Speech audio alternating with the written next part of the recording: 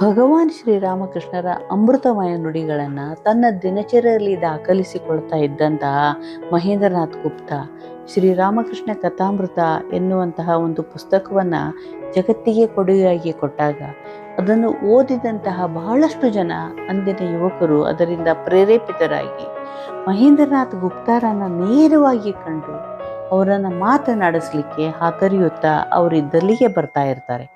ಅಂತಹ ಒಬ್ಬ ವ್ಯಕ್ತಿಯಲ್ಲಿ ದಿಲೀಪ್ ಕುಮಾರ್ ರಾಯ್ ಎನ್ನುವಂಥವರು ಒಬ್ಬರು.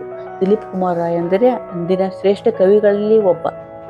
ಒಂದು ಸಾರಿ ದಿಲೀಪ್ ಕುಮಾರ್ ರಾಯ್ ಶ್ರೀರಾಮಕೃಷ್ಣರ ಬಗ್ಗೆ ತಿಳಿದುಕೊಳ್ಳಲು ಮಹೇಂದ್ರನಾಥರನ್ನು ಕೇಳ್ತಾರೆ. ಯಾವುದಾದರೂ ಒಂದು ಘಟನೆಯನ್ನು ದಯವಿಟ್ಟು ನನಗೆ ಹೇಳಿ ಎಂದು ವಿನಂತಿಸಿಕೊಂಡಾಗ ಮಹೇಂದ್ರನಾಥ್ ಗುಪ್ತಾ ಹೇಳ್ತಾರೆ, ಒಂದು ಸಾರಿ ಒಬ್ಬ ನಿರ್ಗತಿಕ ವ್ಯಕ್ತಿ ಶ್ರೀರಾಮಕೃಷ್ಣರ ಬಳಿಗೆ ಬರ್ತಾನೆ.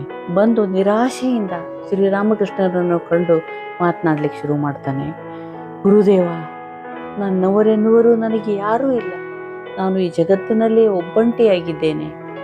ನನಗೆ ತುಂಬ ನೋವಾಗಿದೆ. ಬದುಕುವ ಆಸೆಯೇ ಇಲ್ಲ ಎಂದು ನುಡಿತಾನೆ.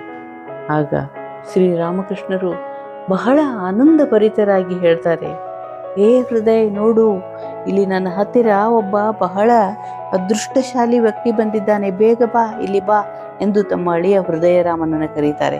ಬಂದು ಅವನನ್ನು ತೋರಿಸಿ ಹೇಳ್ತಾರೆ, ನೋಡು, ಈ ವ್ಯಕ್ತಿಗೆ ಈ ಜಗತ್ತಿನಲ್ಲಿ ಯಾರೂ ಇಲ್ಲ ಅಂತೆ.